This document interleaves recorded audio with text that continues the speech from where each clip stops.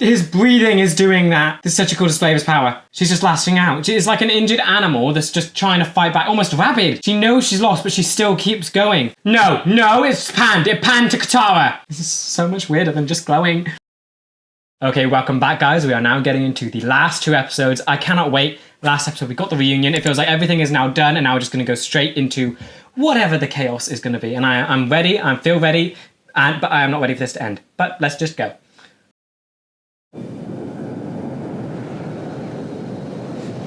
I love this animation so much, actually seeing the clouds move as the comet makes its way. At one point, would the comet like to hit the planet, and what would that do for Fire Nation? Because it's very much connected to cosmic stuff. Waterbenders connected to the moon, Fire Nation connected to comets and the sun. What if he doesn't have the guts to take out my father? Yes, good point. What if he loses? Then you'd have to fight him. He's gonna come back.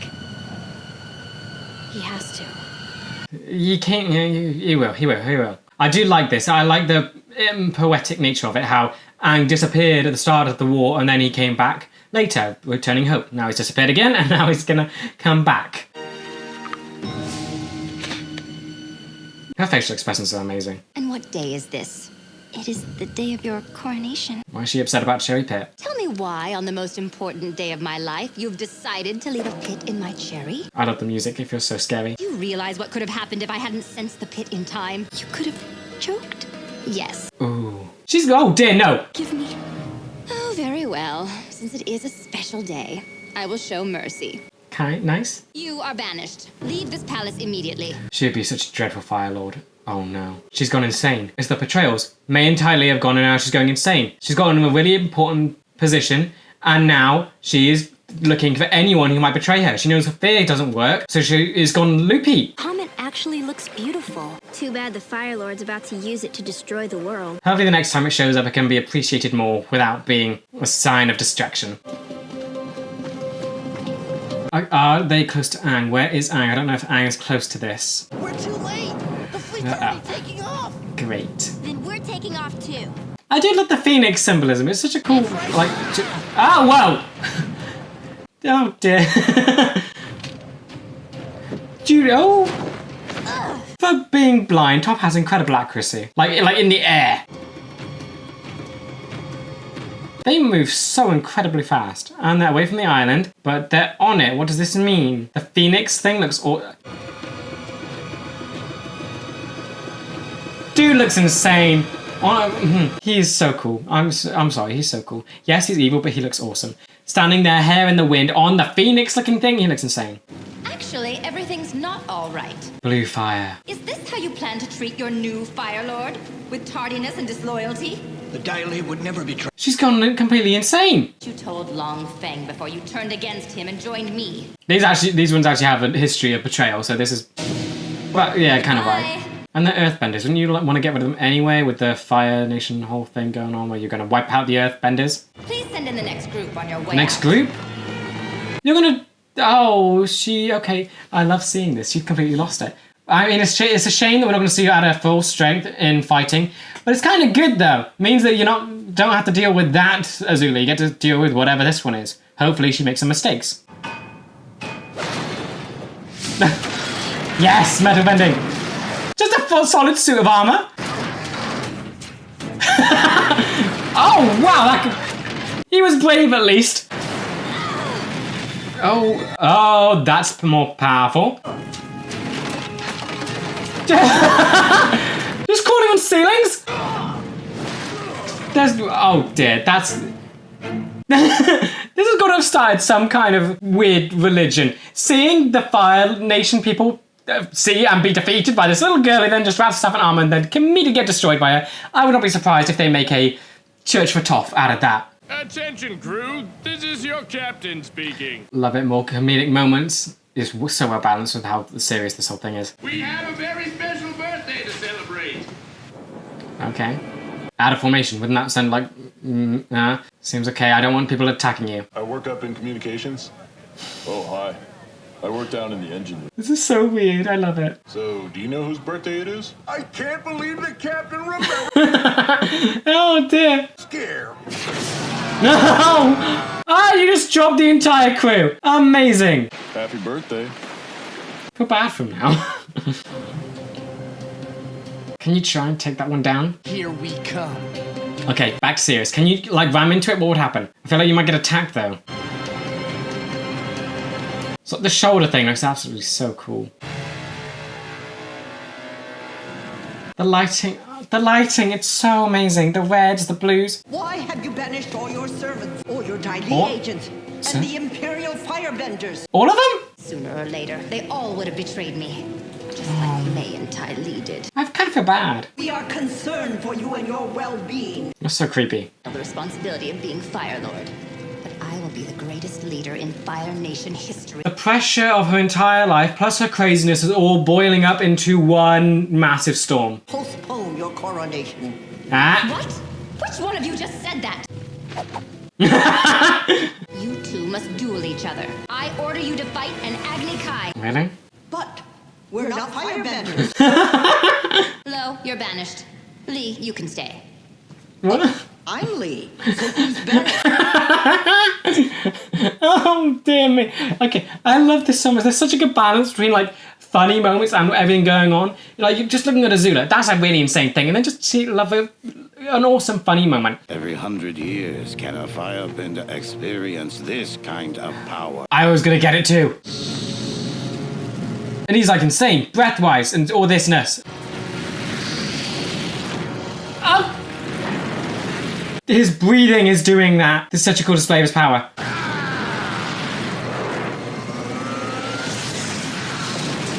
Full-on fireball! You just made a mini comet, basically!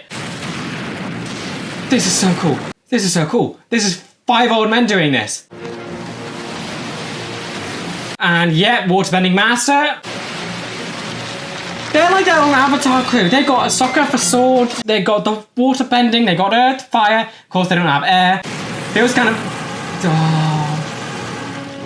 Oh, we had 2 firebenders. Okay, so he's got that power too. He's just flying. He's flying. Okay, that's insane. Feels kind of bad. I feel like Karma would be a good fit here if she wasn't evil and insane. But just think of her being like a member of the White Lotus as well. Like as a good Karma, not evil one. And the tanks are nothing. I remember when those things were first introduced. They were white pain. Can she not? All right, Hair. It's time to face your doom. She fired her servants. Can she not do her own hair? What a shame. You always had such beautiful hair. I'm loving all of this. There's so much symbolism, and her mother is here. Don't pretend to act proud. I know what you really think of me. You think I'm a monster. Oh. All your life, you've used fear to control people. Yeah, like there your we go. friends May and Ty Lee. Bring it back. Well, what choice do I have? Trust is for fools. Fear is the only reliable way. Oh. I feel bad for her. I love you, Azula. I do. Oh. I feel bad. She wasn't even there. This is such an awesome, like, take on madness in just general. The hair, the symbolizing that whole just unkeptness and go from perfect and do not hair out of place to that. And now seeing her mum in her mind and through the mirror and smashing it. She's been destroyed. She's kind of already been defeated here. It's not Azula. This is just a shell of what Azula was. He's close enough, is he? Animation's amazing. Please be uninhabited land. Please. Oh, there's trees. There's gonna be wildlife. There's. Oh no. Great. No. Aang's here. Amazing. Great. Okay, so things are about to go off. Things are about to happen. Momo's here too. Fly away, please. Momo, time for you to go. Thank you. I mean, I'm sure Momo could take on the Fire Lord just as well, but please, I want him to stay safe. Hasn't the Fire Lord seen you? And you just... Now he would have. Oh! You check out the engines! Okay, it's going down, but now we know that Fire Benders can basically fly. We've seen John do it. Wouldn't be surprised if Fire Lord can do it. Is he prepared for this fight? I don't know if he is actually like prepared to face a full-on Avatar. I mean, he's kind of full-on Avatar. Is he prepared? Okay, he's ready for battle. And he's flying. He's flying. He's flying. Honestly, just his design. Just I feel I want him to almost want to root for him just for his design alone. But yes, obviously, Aang, go for the win. But Ozai's designs keep getting so cool. Like he's burnt away his costume basically. Now the universe delivers you to me as an act of providence. He truly believes he is like the universe's chosen person, doesn't he? I have all the power in the world. Great. Oh dear. So, fun thought. What would happen when like a firebender farts when this is going on? I feel like that'd be very painful. I love that Aang has this too. It's not just a born firebender thing. Even like Avatar could do it too. The Fire Lord is Aang's fight. We need to stay focused on stopping that fleet from burning down. Okay, everyone's got a job. It feels amazing. Everyone's being useful. Captain Boomerang, I can't see outside of... Boomerang, boomerang. Airship slide! That doesn't feel boomerang related. What can you do? What can you do? You're still out of formation. I'm surprised no one has like mentioned this, like among the other ships. You're gonna ram them all. Is this boomerang? I mean, it's a weird, awkward position, like circling round. Okay, yeah, you need to take these out now. That's kind of more deadly than the Fire Lord itself. This is insane. This is so insane. This is so insane. That's a lot of fire, isn't it? Even she can basically see it. I guess I'm just assuming she can see the brightness of it and just like that, and she can probably feel the heat too. Oh dear. How are you guys gonna live through this? You're using... It's gonna be a rough ride! Yeah, and you're using it to ram stuff. Watch each other's backs, and if we make it that far, I'll let you know. What are you doing? Okay, go. They have... Please escape. Go on, you three! Everyone's got such an important job. It's amazing. I love how everyone is so useful. You dare fall! Oh, they're gonna fall. You're in the air. Oh, this is so cool. It's just gonna get them all of them down in one move. Please. And I'm sure that'll be it. No! Suki! Metal bend now, Toph! Okay, just finish the mission. No! You're falling! I think we've got to... Was that the last one? Tell me that was the last one. Come on, protect each other, watch each other's backs, come on. You good? I'm still cutting away. I now crown you Fire Lord. What are you waiting for? Do it! Oh. Perfect timing. Right when, so she's not even Fire Lord yet, it's actually gonna be a competition. I am. You're hilarious. Her animations changed so much, her whole face is like so different. Just you and me, brother. The showdown that was always meant to be. The bags under her eyes, the hair, everything. You're on. Agni Kai. Okay, to death. I mean, Zuko's fine with this probably. She knows she can't take us both, so she's trying to separate us. I know, but I can take her this time. You can, I believe it, you can. Off about her. I can't Yes. explain it, but she's slipping. Yes, she is! Zuko can do it, Zuko can do it. He can do it, he can do it. He was back at the air temple, they were even. Now she has slipped so far past insanity. He can do it, he can do it. I'm I'm surprised. sorry it has to end this way, I love her animations.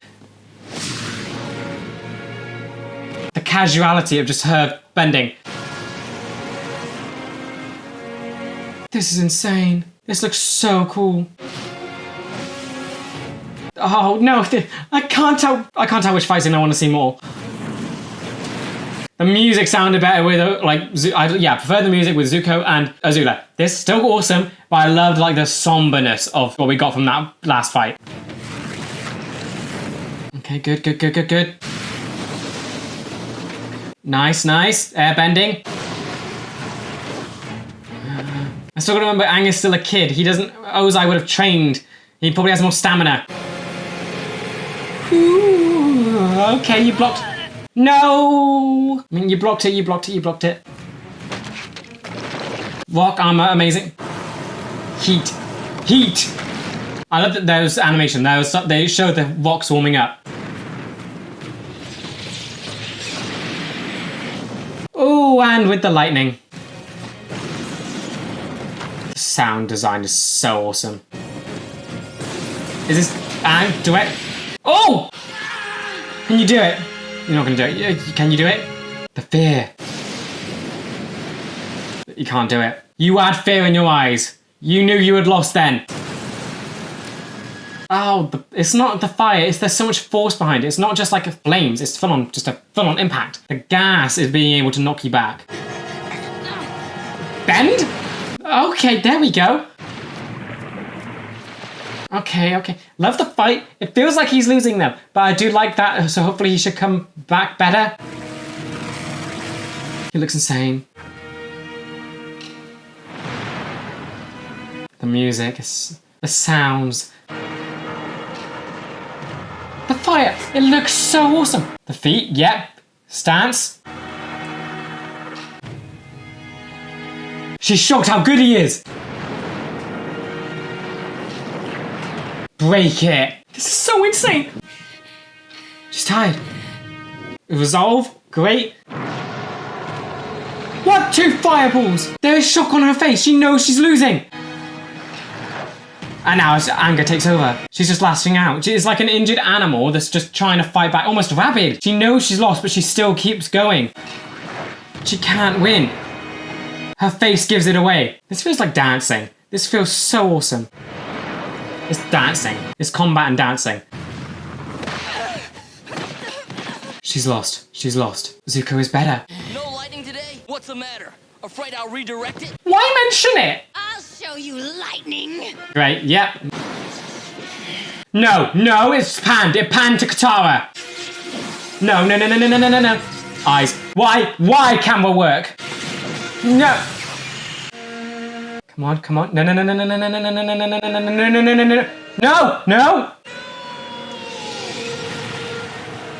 Was that grabbing it? No, you just took on a full-on blast. Is he dead? Not quite dead. She's lost it. She's gone. That isn't even Azula. That's just a husk of Azula. That is just her curiosity and anger. That's all that's left. But Zuko is dying. I'd say they're not full-on dead. Oh, shielding. Oh, weak. Just like the rest of your people. They did not deserve to exist in this world. Oh, didn't deserve to exist? Please. Oh, why can't you kill him? And to die.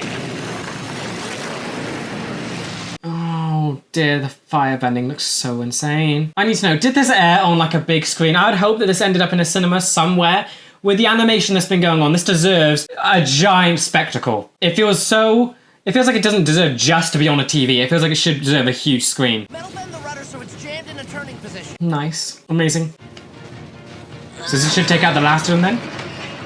It's so cool. It's so cool! Metal bending! Is that going to take them all down now? And where's Suki? Have I ever mentioned how sweet it is that you invented metal bending? You could stand to mention it more. Yes, please. Oh, really? Learn when to quit. Smart, good use of the sword. No. Grab. Oh, you definitely dislocated your arm. My leg! Oh, your leg. Oh, great, you broke your leg. I hate this. No. And they have wires. No. Was your boomerang there? Yes. Go on. Ooh. My space sword! Your sword. No. No. I don't think Boomerang is coming back, Toph. It looks like this is the end. Tears. No. Phew, what happened? Ship. Excellent. Did Boomerang come back? No. Suki did. Oh, thank you, Suki. Okay. Feeling hopeful. Things are changing. At least in one area. It's still pretty bad in all the others. This needs a big screen. This needs to be in... This should have been... I hope this was on a cinema somewhere. It's getting hot. Oh, it's red. It's basically melting. Keeps getting cooler. That's going to be such a punch. Oh, it broke it. He's... No, this is bad. Ow! That was a stab. That went in. That went into your spine. Oh, there's so many. There's so many avatars. Back to this thing. You're about to be... Glowing! Oh, you're dead. You're so dead. This thing's taking over. He's dead. Woo! Ooh, moving the hands, moving the hands. Show it 3 times, awesome! Yes, how do you like it being slammed against a rock? I love it, but it's still terrifying. Is this Aang? This isn't Aang. This ain't Aang! 5. Okay, you had to just one-up him, didn't you? 2. Even out the fire at your feet. 5 fire streams instead of 3.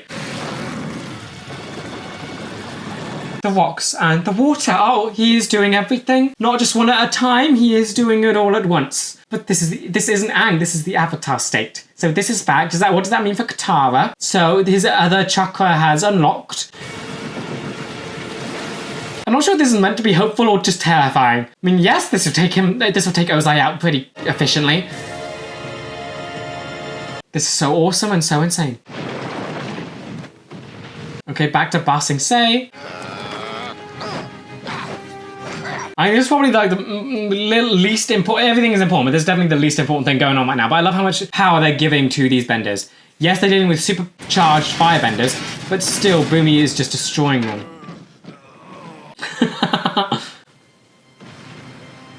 Okay, no, this is very important. This is for Iroh. It's for Iroh. Burning the flag. He is whole. He is complete. I mean, he's got to be thinking about his son as well through all of that. Oh, running? No! Demolished. You're demolishing the entire battlefield. Still getting away. Yeah, no, that ain't Aang. He's still on the floor. Oh, stronger. No, Azula. I love these point of view shots as well. You can't help. Stay down, stay down. Is this turning into a Katara vs Azula? Can she take her down? Really rather our family physician look after little Zuzu if you don't mind. Oh, dear me. Okay, she blocked it with water. Good. What can you do? I mean, Zuko, he had the chance because of the powerful bending. Zuzu, you don't look so good. You gotta distract her. You gotta, or else she's gonna go for him. Okay, no, you just being alive seems to be doing the trick. Great. She doesn't care about just trying to take Zuko out. She moved. Ah, behind. Oh, and she's flying like her father. Great. I'm melting the ice. The animation's just so top notch. Water's underneath. What can you do? What can you do? What can you do? Chains? You have ideas. She's got this. She's got this. She's got this. She's gonna do it. Ah, filthy peasant. Oh dear, take her down. Can she do it? Can you do it? Ooh, oh! Oh, she's over it! Okay, you froze her. She was just about to firebend you in the face. But you're frozen too. You caught your breath. Ah. She is like beyond master. What would you call beyond master waterbender at this point? She did it? Wait, okay, get away from her, please. Okay, no, okay, tie her up. Okay, she's secure? You have a lot of faith in those chains. He's good, right? He's good. Healing. I mean, it's not spirit water, but you can't, he's not dead. You can't kill him. He has destiny. Happy music, happy stuff. I think I'm the one who should be thanking you. Okay, you saved each other. You both took her down. Amazing. Poetry.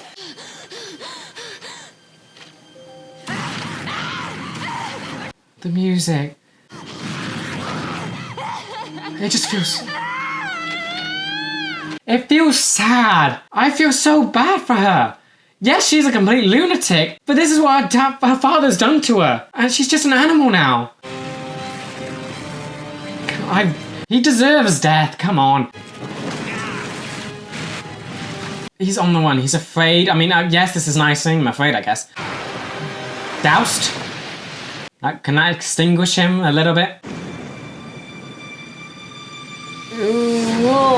Oh, that would have killed him. Okay, this is not Aang. This is just full on the will of the avatars. They want this done. Aang does not want this done. But he is not home at the minute. You're just making the landscape work for you. That's got to that part of his voice is in there. The screaming. They really saved the best bending for the end of the show. Almost makes me wonder what would it have looked like if he was just this powerful throughout the entire show. I don't even know what you did there. You just made the air flow through it. You demolished that with just air. The fear. I love the fear. The gas. Everything is so amazing. You've got him. You've got him. Slammed.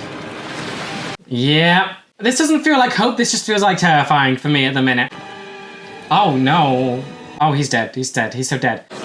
You and your forefathers have devastated the balance of this world. Nope. Nope. Pay the ultimate price. Fair. Do I feel bad? I don't really feel. No, but this is not hopeful. All the elements. Wow, this guy really has it coming. And he's back. Okay. Just splattered there. Awesome. Okay. Aang is here. Aang is back. What does this mean? You're gonna have any? What are you doing? You're gonna straight attack, aren't you? I'm not gonna end it like this. You're gonna talk to him? Even with all the power in the world, you are still weak. There we go. He spared your life, you idiot. Learn from Toph. Toph the master. Love that. Okay, back. Is it back to imprisoning? Yep. Tied up again. Okay, this is the weird turtle song music. The era before the Avatar.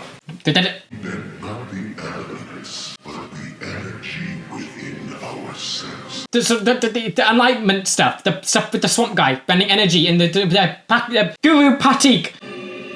This is what that did? Ever before the Avatar. What is that? What does that look like? There's so much going on.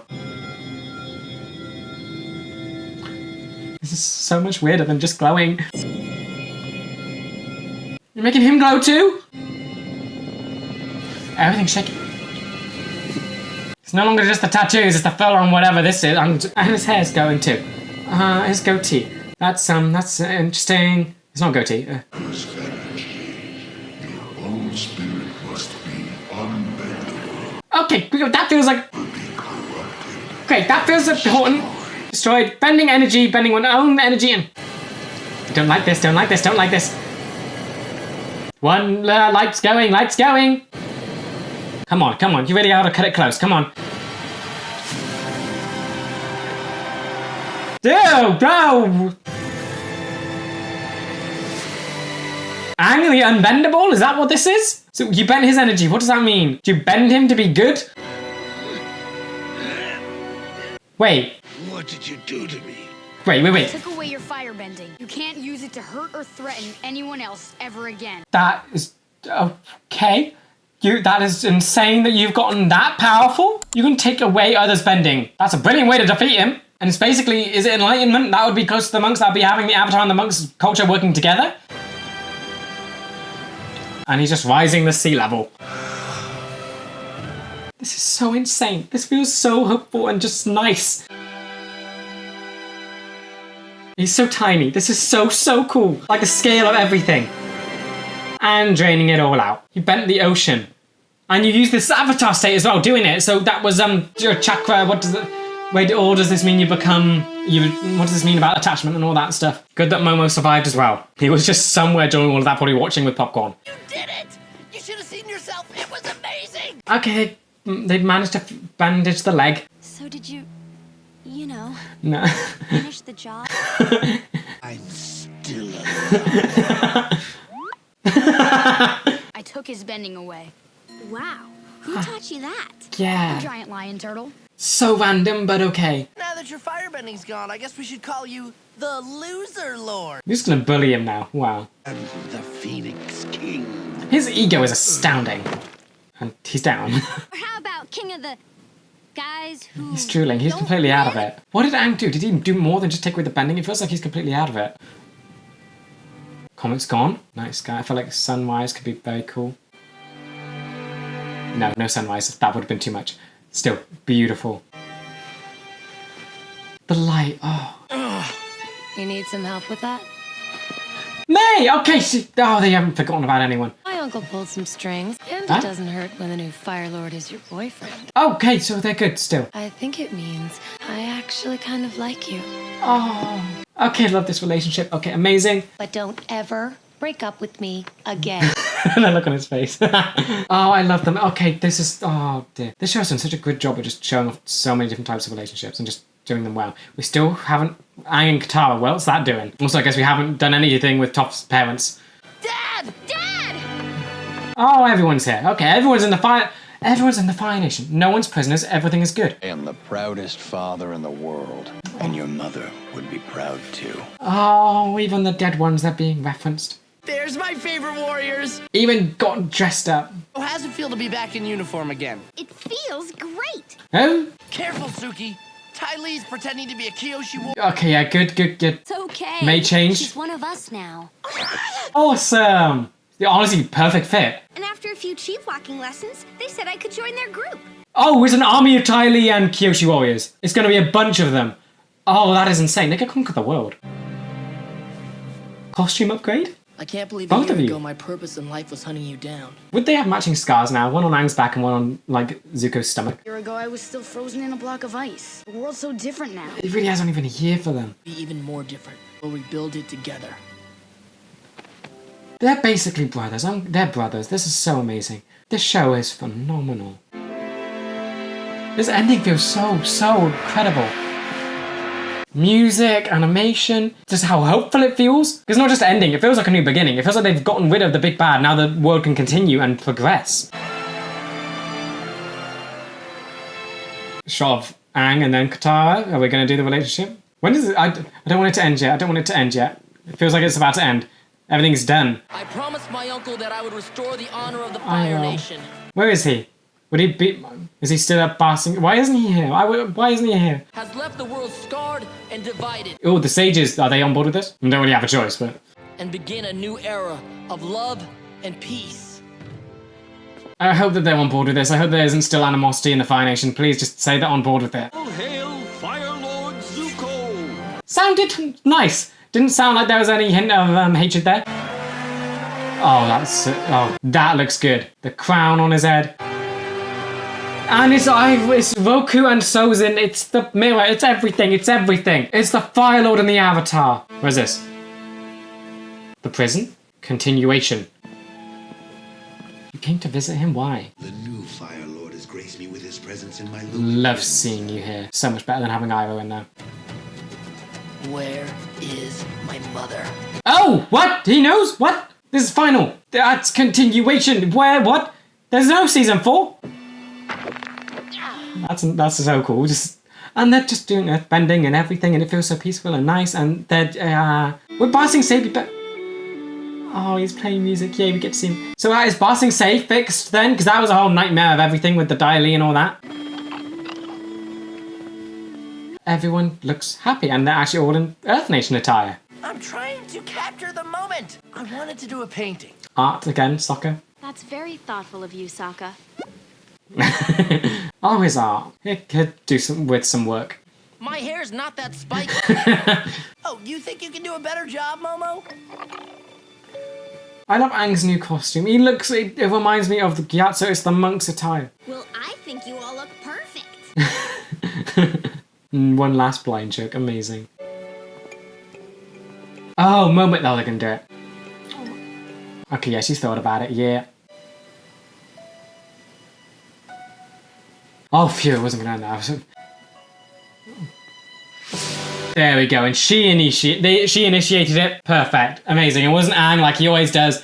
Katara, she's fully on board with it. Okay, haven't really thought about the shipping situation. I'm basically just here because it's where the show is going anyway. So, happy.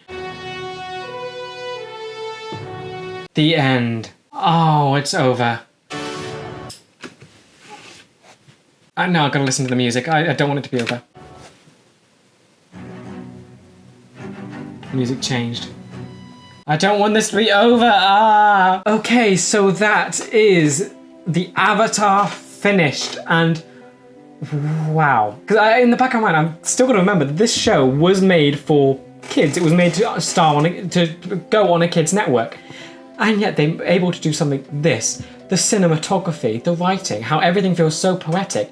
This is a masterpiece. This is just incredible. I'm trying to think that someone came up with this in their mind, And they thought the best way to put it was through a kid show, which it is. They didn't think, okay, we can take this to someone else. They did it in a kid show, and it is spectacular. And I feel like everything is just perfect with this show. Of course, they had some rocky things at the start with filler episodes and the Great Divide, all that stuff. But this, it brings it all back around, and they managed to actually create an ending that feels not like an end, but actually give hope.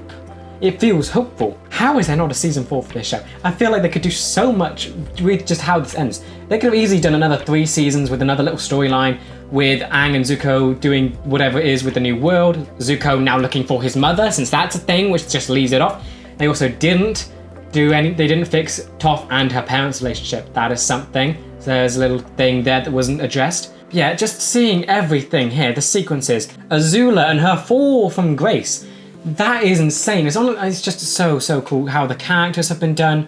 I mean, I feel like the only disappointment I have is that this show is not longer. I mean, it's an incredible ending, but I want more. I'm not ready to say goodbye to these characters, and I just don't like the idea that this is where you don't get any more of them. Like, I would love to see the characters for the rest of their lives, just seeing what they end up doing. Yes, the whole premise of the show is dealing with the war, but there's so much more you could do. What's happened with the spirits? Are they okay? Is this restored balance? Are the spirits happy? So I've stuck with Heibai and Co and all of this. There's so many more avenues this show could go down. It's shocking that more. I mean, yes, I guess they have Korra, which I am going to be reacting to after this. So I guess the story isn't ended, but of course, that's a new Avatar, and I'd assume Aang lives a long and healthy life. So probably means that not many other characters that we remember are going to be in that show. So. And it's going to be another person, another Avatar, so Aang obviously ain't going to be there. So it's just, how can they end it and not continue the story more and continue just following these characters' lives? Yeah, enough with just being depressing myself. This has been amazing. The final was just, look, I loved how they put all these 4 episodes together. The first 2 felt like build-up. It felt like the quick preparation before the final thing. And I like that it didn't feel like the invasion. The invasion felt like well prepared for. It felt like it could do victory. This felt really not like that. They were not prepared. It was only, how many of them is there now? You got Aang, Toph, Zuko, Katara, Sokka, Suki, and Momo. So you have 7. So that's really not a lot compared to and Appa, 8. So you have the whole invasion, and then you have this small crew. And they were able to do what the invasion couldn't do. Against a whole lot more powerful stuff. And the reunion with Iroh and Zuko, that is going to hold a special place in my heart forever now. It was the amount of different tones that they played with in just these 4 episodes. The comedy at the start, the just epic, I don't want to use the word epic, because I don't like describing things that way. It was more grandeur, cinematic, the large shots, the scale of everything. It just felt insane and intense. It felt like poetry. It felt like everything the show was leading to. We've seen bending progress so incredibly well, and just to have this be the conclusion to it all, perfect. It felt so meaningful. All the fights had so much meaning behind them, yet they still managed to keep a lot of funny moments in there. You have Toph taking down the cockpit and just going all metal bending. I feel like that's got to scar them for life. I'm sure she would have started a religion from that, honestly. I'm surprised she hasn't started one already. She could easily do it. The White Lotus as well. There's so much that was just done here. So everything had a purpose. Nothing felt out of place. It all just felt so incredibly powerful and meaningful. Nothing was wasted. Even at the start, when it's a bit more wacky, it's building you into it. It's everything that we've seen from the Avatar, being all wacky and fun-loving and all of this. Then you just think about at the start, where it's a beach day, to this. That is incredible. Like, it feels, they progress the time so well as well, because this would pass like 3 days and then to the night of the comet. That was just, the time that they used there was so great. I guess that was what the episodes were. Episode 1, I guess day 1. Episode 2, you got 2 days left. 3, 1 day left for the comet. It's episode 2 and 1 were split across the same day, wasn't it? It's the pacing, it's the writing, everything, the structure, everything about this final is so amazing. I feel like I could have spent hours just talking about everything that happened with Azula. We could talk about hours just with everything that happened with every single character. Azula, I feel, is just, I'm going to be using these words a lot, incredible with just the depiction of what she's gone through, how I loved at the start where she was basically biting back at her father, not knowing what was going on, sort of being out of the loop, and actually spoke back and yelled at him and said, "Do not treat me like Zuko." It shows how fragile her own ego is, because it's not based on anything. It's literally, you have Sozin and his children, and it's dwindled from there.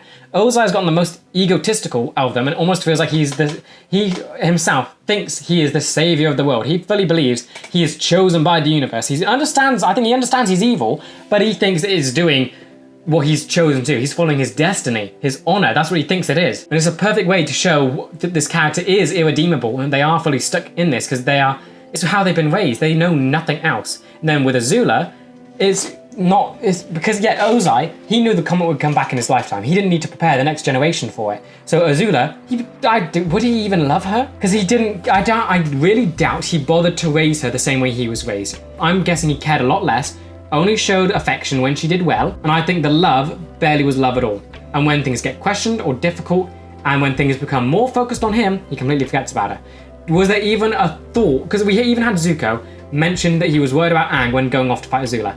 Do we think that the Fire Lord even was scared or worried about the fate of his daughter during that? I don't think so. Even when he was defeated, he didn't even mention Azula. I do not think he cared. In prison, I don't think he mentioned. What happened to Azula after as well? Because we got to see what Ozai happened to.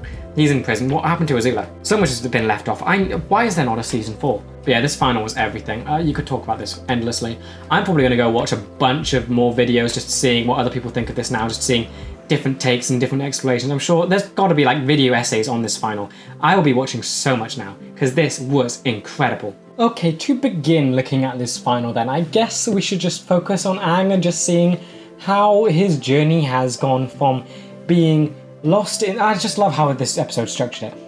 He started off being lost in the iceberg for 100 years, and this final basically did the same thing. He went missing again, and they still had the hope that he would come back. That is one of the prevailing themes, and they brought it back, and I just love that so much. Yeah, looking closer, I think I just love what this did for his development in understanding about taking a life. It was something that felt very much that he needed to do, and I love how they built it. Right at the end, that's when you get to realize, oh, there was another way, but without a lot of things, it would have come down to him having to kill.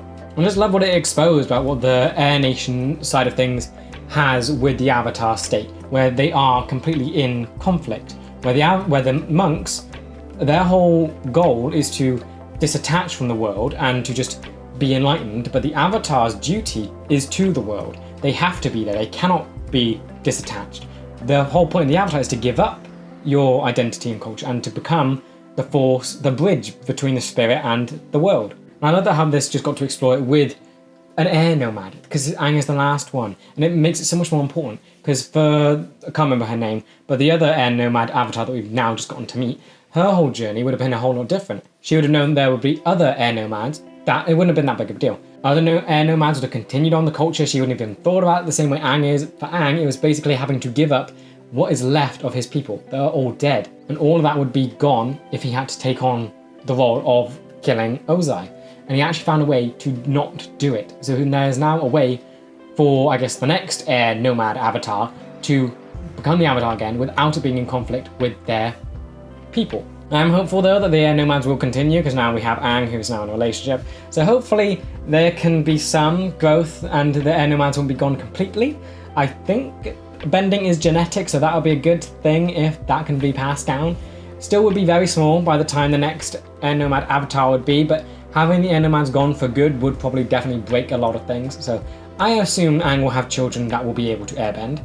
Yeah, then just seeing where this ended up with him and Zuko, they are brothers. I love how this mirrored, again, Roku and Sozin's story, and it's the Fire Lord and the Avatar were the ones that needed to heal the relationship to heal the world, and that is what this did. I love the emphasis that this whole story puts on the relationship between people, and that is what caused the problem to begin with, and is what fixed it, is getting to know someone and being able to get past differences and to actually be united that stops this conflict and actually resolved the 100-year war. Also, Aang's fight scenes is probably the best he's ever gotten. Just, I mean, would you call it Aang's? Because technically half of it was the Avatar's, or just the Avatar state. But still, the fight scene was just so insane. It's everything I've wanted, because there's so long I wanted him to be able to use all the elements at once. So I think this was the only time. It's always just one or the other. This one, it was multiple, all at the same time, and it was just so insane to look at. Obviously, that was the Avatar, not quite Aang. He wasn't really there at the time. But it was just so cool. I love how creative the writers have been to make this. It just is so interesting and just so well animated. The way the one scene in my mind where they split the rock apart and it turned into a bunch of different bullets to just completely wipe out a bit of the landscape. Love that. The way the water's been used to just completely whack Ozai around. The fire with how it's been just completely leveled up with the comet and just seeing how Aang's been using it. And of course Earth being able to use the landscape as Aang did. It feels so insane. That's one thing I'm hoping for Korra, that they keep going in this direction with the elements and they can do just as cool stuff and maybe take it further. Keep going with how interesting you can make the elements. Stretch it out more. What else can be interpreted by the connection of the elements? Yeah, then we have the lion turtle thing that was with Aang. That I would say is the most confusing part of the episode. Part of me wants to say it's kind of like just introducing some random thing that has no build up just to solve the story. But then again, I would say that's minor. I would say it's definitely a random thing, but it's minor. It did give Aang the answer, but it built up and Aang went out of his way to get the problem solved. And it's like, it's weird to think about. I don't think it's quite just introducing a random thing to solve the story, but I think it's very much towing the line. I'm trying to think if there's any reference to this thing to begin with. The world's biggest animal, having some weird spiritual power, talking. It's a lot just to introduce in the final episode, but I think the episode makes up for it in just how awesome it is. But yeah, this weird thing said a lot of other weird things. It said about a time before the Avatar. That is just insane in itself. There's actually a moment in time for the history of this world where there was no Avatar. So it wasn't always just a thing. There was a beginning to this people. It wasn't just like at the dawn of humanity, one of them ended up being the Avatar. There is more history to this, and it shows that the creators have actually thought about this history. I want to know that history now, so maybe, I don't know, but it feels weird and I want info on that. But yeah, then it also said about energy bending, and that's something I've talked about, I think, because he's seen it twice. Swamp Guy and Guru Patik, enlightened people, did the thing where they touched someone's forehead or did something and you'd see energy lines between people. That was energy. Is it basic? And is enlightenment basically being able to energy bend, or understanding that everything is just energy and you can just bend it? Would that technically, no, because I get confused in understanding what if other people can bend the elements other than just the Avatar if they become enlightened. We've seen 2 enlightened people, they can't do it, so I'm assuming there is a divide, I just don't know what that divide is. But yeah, is this basically saying Aang has become enlightened? Did the turtle enlighten the Avatar to the point where he can bend the energy inside of someone and take away their bending? It's such a perfect ending to Ozai, where he now has to live and be punished for what he's done. He doesn't get the easy out, he actually has to pay for his crimes, and he loses the thing that he would have thought made him special, his firebending. He can no longer be the Fire Lord because he does not have firebending, and it is just so perfect. I hope that Aang got the title after this being Aang the Unbendable, because that's basically what he's been able to do. To bend someone else's will, you must yourself be unbendable or you will be corrupted and destroyed. That line, Aang better be called Aang the Unbendable from now on. Then we have Zuko and Katara's side of things. Loved their side of it. The cinematography for their battle with Azula was so just insane. I love the music that accompanied it. The somber stuff, because that moment, it didn't feel triumphant, it just felt bad and sad. Azula was not in the right state of mind, and it didn't feel like a worthy victory. It didn't feel like an honourable victory. She was defeated long ago. I think she was defeated when May and Ty Lee turned against her. At that point, it was no longer the same Azula. She was not herself, and it just felt sad. It felt like you're putting a dog out of its misery, it felt like you're putting an injured animal out of its misery, and it doesn't feel right. I mean, Azula, incredible character. I feel like she should have gone down in a better way. I think this is very fitting for her character. I feel very fitting for the story, but I mean, in the sense that she's such a strong character. This is a great interpretation of madness, but I feel like the character that she should have gone down fighting, and this whole scene makes it feel sad, because this is not the Azula that should have been fighting. I mean, there is no victor here. Azula's a mess. She's rolling around on the floor in chains, spewing fire. No one's won there, and it's just a really sad situation. Yeah, looking at Zuko, so he saved Katara's life. So after everything, I think this is what I think why Katara was there, because my question is now, was Katara taking down Azula taking away anything from Zuko? I don't think so, because Zuko didn't really have anything to gain from beating Azula. All you need to do was just take Azula down. Zuko was going to be Fire Lord by birthright after that, so he didn't technically need to be the one to take down Azula. His goal there or the thing that helped his character, was actually basically sacrificing himself for Katara to save someone that he has been after this whole time. He couldn't care about less to begin with. To actually now put up his life for that person. That is incredible, and it shows how far his character has come. That is what Katara's purpose for that is. That is that whole purpose of the fight. I think it's just an incredible display of his character. We've got to see the fight scene to see how far his bending has come. He's working on blocking. There were so many shots of his feet and how his stances have improved. Call back to when he was training with Iroh and Admiral Zhao, and actually being able to take a lightning blast to the chest. I feel like if this wasn't targeted at kids, that would have been where you'd kill off Zuko. Because we know they built up how powerful lightning bending is. The only time when someone survived it is with spirit water. Somehow Zuko survived. If this wasn't made for kids, he would have died there. But I feel like since it's a kid audience, I would allow that leeway in writing because you want to give a happy ending. Zuko dying would not make it a happy ending. Yes, it would make it powerful and it would maybe back up the sacrifice thing, but you don't want him dead. Yeah, I think this was just a very perfect ending for him. After everything he's been through, actually fighting his sister, I think he would have won. He was winning. Azula lost long ago. And just him sacrificing his life to save Katara in that moment. They built the scene so well, it's sticking in my mind. The camera panning over to Katara. You knew exactly what Azula was going to do. And I just love the slow-mo and Zuko going to redirect it and actually bringing it to his chest. Like, could he have redirected? I mean, he jumped in front of it. It's just such an interesting scene. And it's so powerful for Zuko. And it just shows how far he's come and it's just incredible. And then I guess Katara's side of it, actually being able to take on Azula is perfect. I think it's going to be very difficult for another firebender to go against her. Zuko, yes, won, but he's done a lot to get there. It makes sense to mix up the elements to be able to take it down. It's insane. For so long, I've seen like Azula would be able to take down all the benders, all Team Avatar. Yet now, Katara did it kind of by herself. Zuko was out, but of course it's because Azula isn't herself and she's just gone. And now Katara is able to use that against her, get her over water and freeze her solid.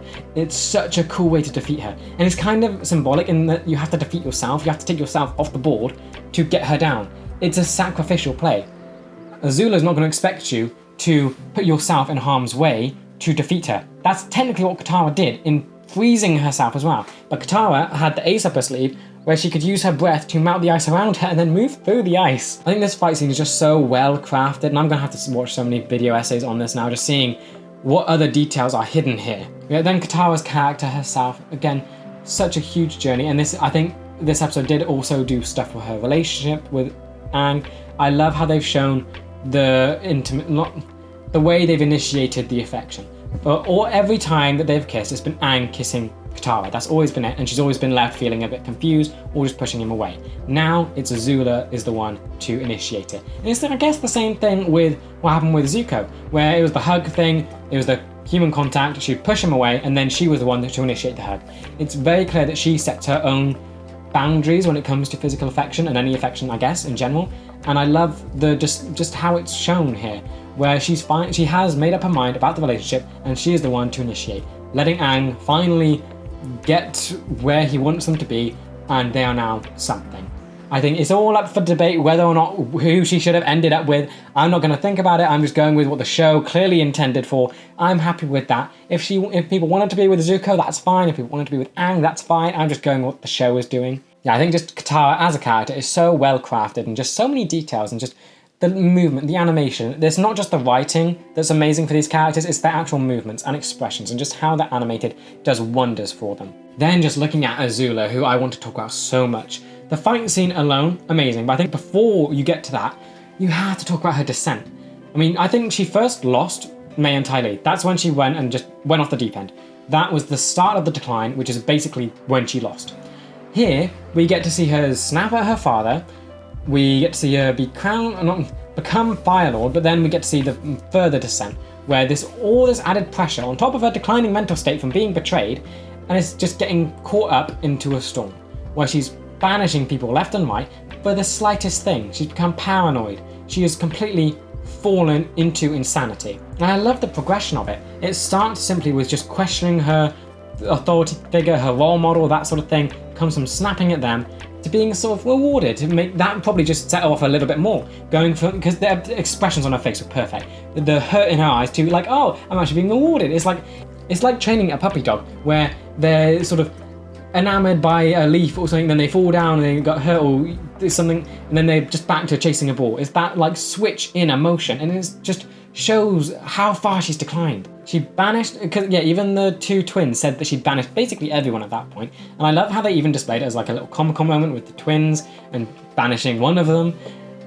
I love the aesthetic of the final throne room with the blue fire. That looked insane. It added a whole different feel to that place. The red one and the yellow felt powerful. This feels dark and somber because it's the blue creates a much sadder tone.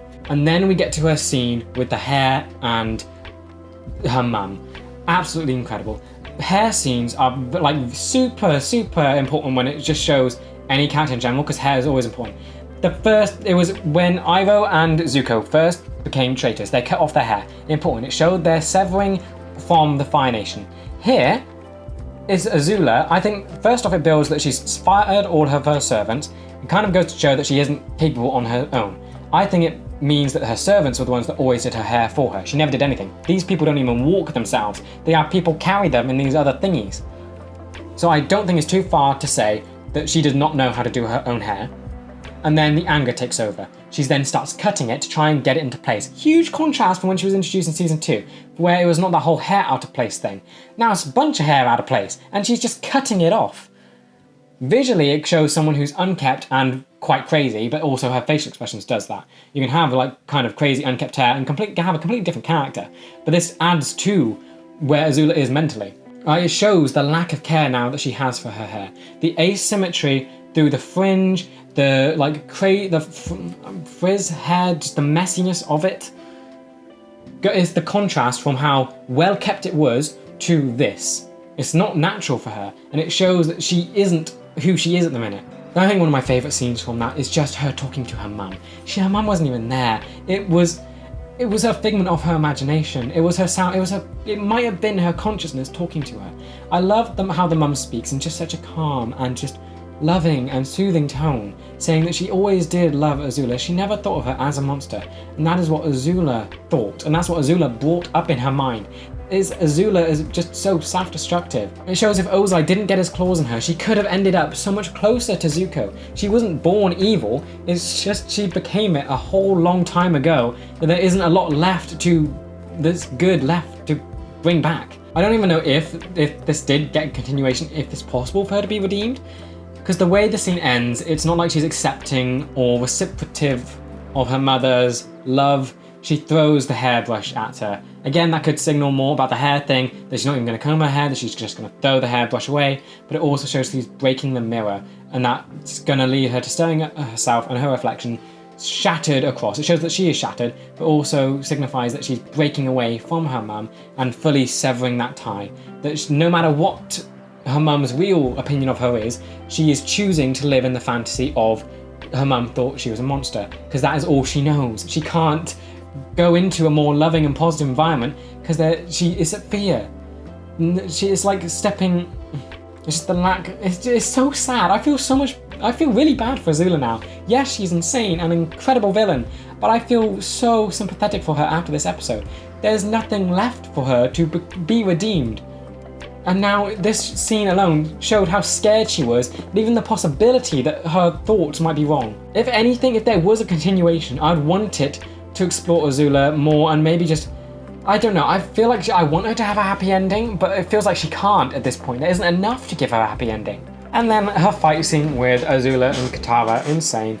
Again, the way she's defeated, the way it is very much adds to Katara and Zuko. But what the fight scene does for her, I think it just shows off that she's not there. She was defeated far, far long ago, and this is just what's left, and it's just her anger and rage, and that's all that Zuko and Katara are fighting at.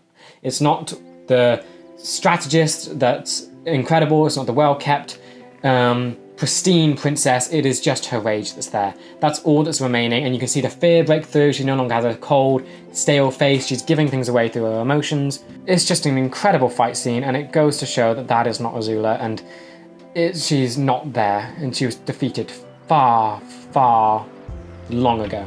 Ozai, what an incredible villain. I think I was scared for that part of the show, because he has barely any build-up, really. What we've seen of him is through his children. And yet it was so incredible. He has been the face of villainy throughout this show, where his build up to be this evil person, to then be revealed as kind of more handsome and not as typical evil as you think. He is just a man. But seeing this, it added so much, showing that he's basically is an ego thing. His flaw is ego. He truly believes that he is the universe's, he's been sent by the universe. That's what he believes. And it's just a terrifying way to write a villain. They think they are without flaw. There is no reasoning to them. There's no sympathy, no understanding that the audience can give them. It is just a fully terrifying individual that has no way to reason with them. They are beyond reason. Even when he was defeated, he still tried to lash out. He was still angry at Zuko and still berating him. There was nothing beneath him. And it's due to the family upbringing, all of this. But it is an incredible villain. I love how they were able to do him. It shows how much of a monster he is, while also making him human. He feels like an actual human. He doesn't feel beyond human. He is just human whose ego has fully taken over to the point of delusion and insanity, and then you've given unimaginable power to that person. Not only through his firebending, but through authority and control over an entire nation. It is incredible. Yeah, then I do want to talk about his costume design, because that was insane. There was at one point where I thought his costume, he deserved the win from just how good he looked.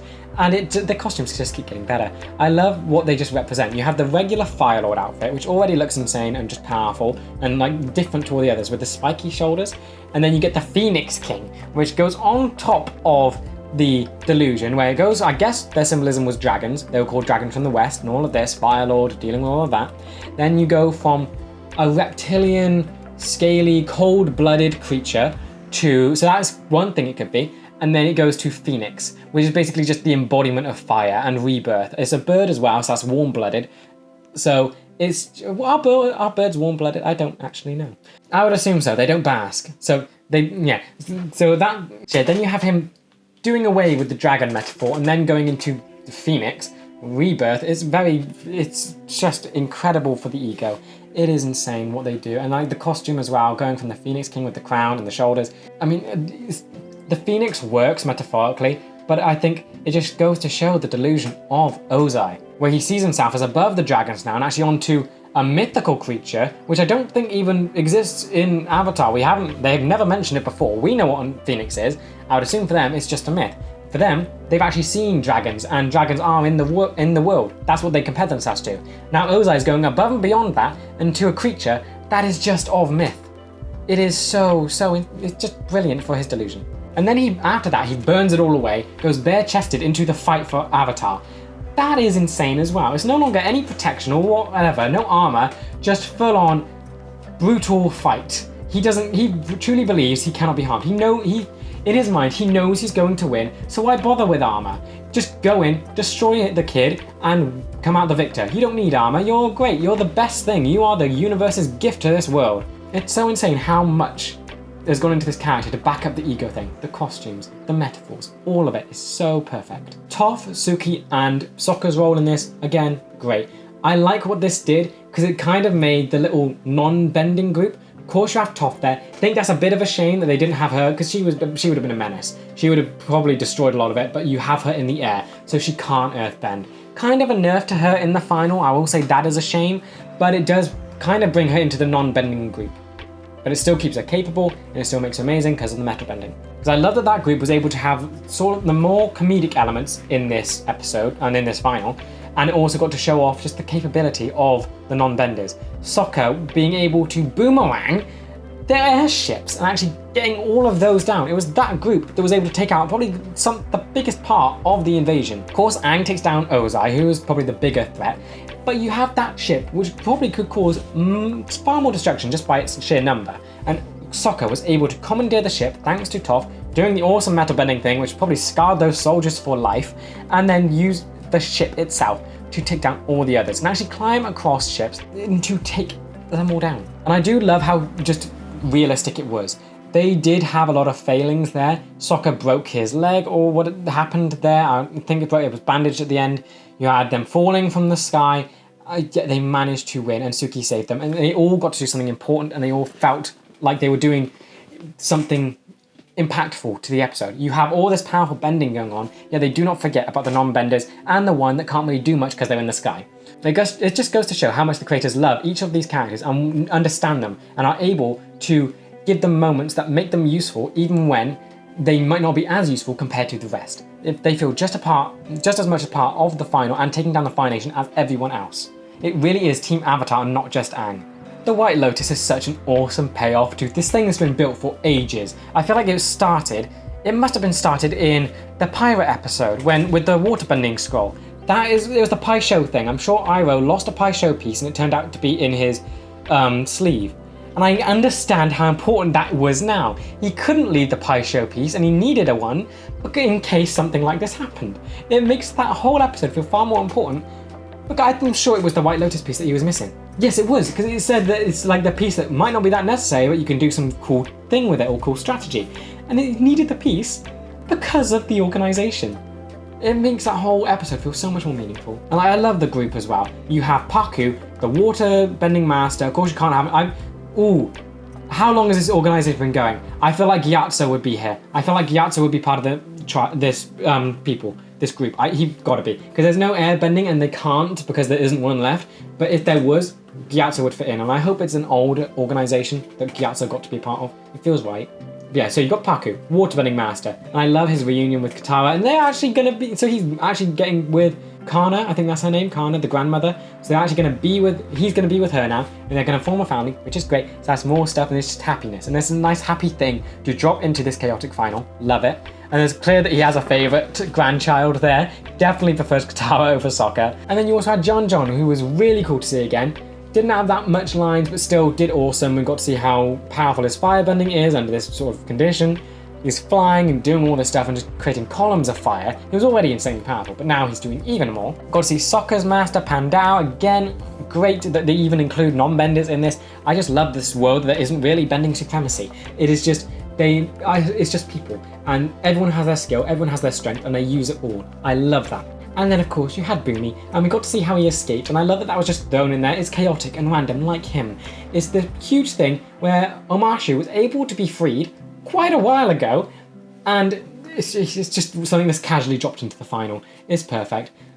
I just wish that he had a conversation with Toph, because I feel like those two would get along so well. They're two most powerful benders in the world. We're in the same location, and they just didn't get to talk. That's a shame. Yeah, I love that we got to see him again, and that he got to wreak havoc. He is so cool, and I just love that his style of fighting is just so funny and random. Then Iroh is probably my favourite part of the first two episodes, definitely hands down, and he had an amazing part in the second part. So he is the Grand Lotus, I would assume leader of the White Lotus. He sent out the signal, and that is what he was planning for when he escaped prison. He knew the Fire Nation was going to go nuts and with the Comet, and so he needed to assemble the White Lotus.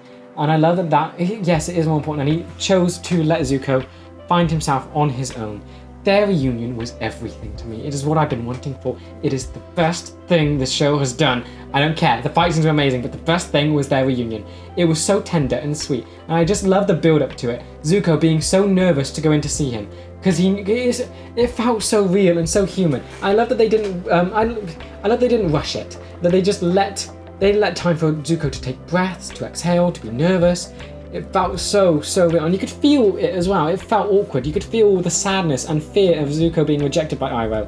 That he had to confess his heart to Iroh and get it off his chest and not know what Iroh was going to do. After everything those two have been through, this is so perfect, and I just hope, this is why I want a continuation. It pains me that there is not a season 4, because I want more with these two being happy and just together. I mean, I don't think they are, because of course Zuko is Fire Lord now in the Fire Nation, and I'm assuming Iroh would be in Ba Sing Se in his tea shop. Don't like that they're split across countries, but I want them to be together, and I hate that there's not a season 4 that they can be. I just have to believe that they are, which is really annoying. Yeah, their reunion was just everything. It was perfect. I love that Iroh, I love that he was even asleep at the start, and Zuko gave him time to wake up, and he just sat there and waited, and he knew that he couldn't. It was his impatience. It's more evident of his development. He's no longer impatient, forcing his uncle to do everything that he wants. He waited for when Iroh was going to basically be ready to hear him. And then when Iroh woke up, he's just started, and he just kept apologizing, confessing everything, and then Iroh just pulled him into a hug. No words, just embraced, and it was just amazing. I mean, the scene makes me so happy. When I'm feeling sad, I'm probably just going to go back and watch that scene, because it is just so beautiful in how they did it. And I love how just drawn out it was. Iroh's reaction, just saying that he was never angry, or he was just so sad that he thought he lost his way. And it's everything that we've known about Iroh, and that this is everything that we've all known Iroh's position on this, and how scared Iroh was that Zuko would lose his way. So he did have to leave and let Zuko find his own way, and he couldn't force his opinions on Zuko. So it would be scary for Iroh, thinking his nephew's going to be lost like this. And to come back is so risky. And then they actually found each other again and they were on the right paths. It's just so, so beautiful. Their reunion is just everything to me now. Yeah, then aside from that, you have Iroh conquering Ba Sing Se again for the Earth Kingdom. I love the extra detail that it shoved in there, that he had a vision in that he would take down Ba Sing Se or conquer it. So that's more spirit world stuff. That would be more into why he got into the spirit world stuff and all of that. So back into that. And I just keep thinking that this must have added a lot to Iroh and his son, where he had a vision from the spirit world, decided to go and try and fulfill this vision, take over Ba Sing Se, brought his son along, but actually lost the son in the process. That would have been like, the spirits gave me this, why did I lose? And then he probably delved into the spirit stuff, tried to understand it more, all of this, and then came out of it better and understand, and then still pondering over, the spirits told me that I would conquer Ba Sing Se, still in this understanding, go through the whole Zuko stuff and his nephew, building that relationship, everything they went through together, and eventually getting to here and realizing that the vision, everything it was meant for, that vision set him on this path to do this, to free Ba Sing Se, to set his nephew on the right lines and get him into a better spot. He's just such a powerful and just amazing character. He is flawless. He's amazing. Like the scene where it's just silence, he's not saying anything, he's just burning the flag of the Fire Nation, revealing the Earth Nation flag again. And I like that, you know, it's both good and bad that the Fire Nation didn't take down the Earth Kingdom flag, because yes, it means that you can just burn away the Fire Nation and the Earth one's still there, but it also shows that the Fire Nation just didn't bother to take down the flag, that it wasn't worth taking down. They just covered it up with the Fire Nation flag. Yeah, I just love how this ended Iroh's story, that he was able to finally fulfill his destiny in taking over Ba Sing Se, but for the Earth Kingdom, and conquering it and taking it away from the Fire Nation. Everything about it is just so poetic and beautiful. Then the writing, structure, everything about this episode technically was absolutely insane. I don't actually know which final might be my favourite. Ba Sing Se was amazing, and as many of you said, it's very much like Star Wars with Empire Strikes Back, where the heroes lose, and then here is obviously Return of the Jedi, where everyone wins, which is amazing. Yeah, I do not know which one I prefer. This one, the fight scenes definitely preferred, and just how incredible it was. But in Ba Sing Se, of course, we had Azula, May and Ty Lee at the top of their game. That was, and here they were definitely, May, of course, Azula, of course, not on the top of her game. So of course that's why the heroes won. I don't know, I'm gonna need far more time to think about which I prefer. But right now, after just seeing this, I am on a high from this episode, this final. It was beautiful, insane, and just incredible in every single way. The writing, I feel like they tied up so much. I think the only thing that I'm slightly disappointed about, because it's overlooked, Toph's family, that whole deal, that her character didn't get to do much in the final. Yeah, she had the cool meta bending scene, but she was stuck in the air. And then of course her parents, that whole situation never got resolved. And then this does lead, I feel like they were planning a season 4. They gotta have been planning a season 4. There's no way they thought that this would be the end when they leave off with Zuko going for trying to find his mother. They must have been planning a season 4. I need information so quickly on this. But I just love how there's so many callbacks to some of the old episodes, how much is now clicking in my mind, like the White Lotus stuff. All of this is just so, it's incredible. The writers are so in tune with everything, because this would have taken years. I'm assuming it's from season 1, they would have to do all of that, let it air, let it be successful, then get the green light for season 2, all of this stuff, and yet they're still so aware of everything they've written, everything they've laid out, and they've managed to make the final so good in concluding the story, at tying everything up, bringing the characters to where they should be, having the development line up and be satisfying, have them become fully fleshed out individuals. I mean, the tone is still so impressive to me. They're able to balance like comedy moments and again, super serious, beautiful moments. It's just incredibly well done. They're able to have Iroh's reunion. That's great. It's so beautiful, emotional, incredibly impactful. Then it follows up with a joke about Iroh being smelly in his sandals. That's perfectly well done. It shows their relationship and it doesn't feel like it's taking you out of the moment. It's just a fun little comment between two people that love each other. Then at the start, where it builds from a more comical, wacky approach, leading off from the last episode with the theatre, then going into the epic style of the final. It is just masterful how they're able to use tone this way. I mean, you can see where it changes in every aspect and how it gets gradually more and more serious, yet they still sprinkle in the comedic moments because they know who their audience is at the time. It's going to be children. They got to keep them entertained and keep them laughing and keep them engaged. And then I think structure-wise, it is just right that they put 4 episodes together. I think it's basically a movie. This was a movie. This perfect. It's the perfect way to end it all, because we've seen how good the writers are at being able to condense a bunch of stuff in 20 minutes. They did that in basically an hour and a half. They were able to include so much, it felt incredible. I just hope that somewhere in the world, this was able to be put on a cinema and on a big screen with like audio, because the song, the theme, the music in this, beautiful. The lighting, the actual animation, all of it deserves to be put on a big screen. And I just need to know if somewhere in this world that happened. It deserves to be appreciated. It feels so cinematic. I also love how they played with scale in this and just the environments. The Aang's fight scene at the end, perfect demonstration of this. The flying around of this super cool environment with the rocks and everything, and just showing off how small Aang and Ozai is compared to the world. They're showing the stakes. How these are just two. Yeah, it's just so weird. These are just 2 people, 2 humans, and the entire world is at stake because of these 2 individuals.